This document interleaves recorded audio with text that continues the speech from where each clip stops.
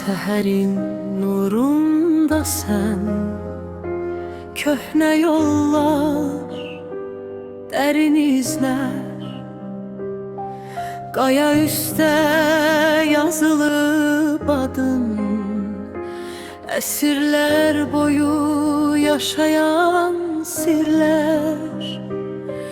Dənizdən dağa uzanan bir səbir, bir dua kimi, qədim nəfəsin içində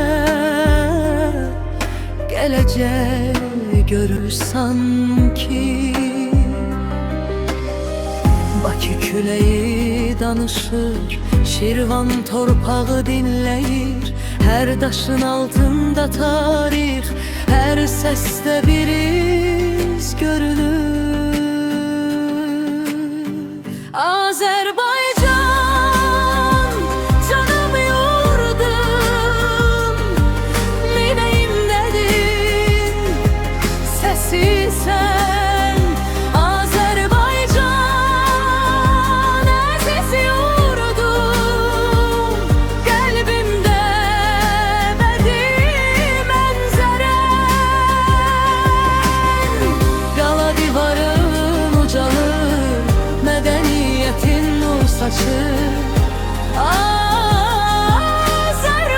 Azərbaycan doğmadım,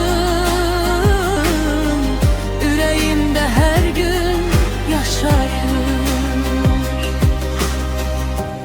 Qobustanın daşlarında rəqslər qalır, izlər qalır. Ateşgahın alovunda uzaq zamanlar xatırlanır. Şəkixan sarayının naxışı məxmər kimi rəngarəngdir. İçəri şəhər küçələrində bir xalqın ruhu gəzərdir. Muğam kimi axır yaddaş, işıq səsi yol açır. Sənə baxan hər bir ürək möhtəşəm bir dünya tanıyır. Azərbaycan,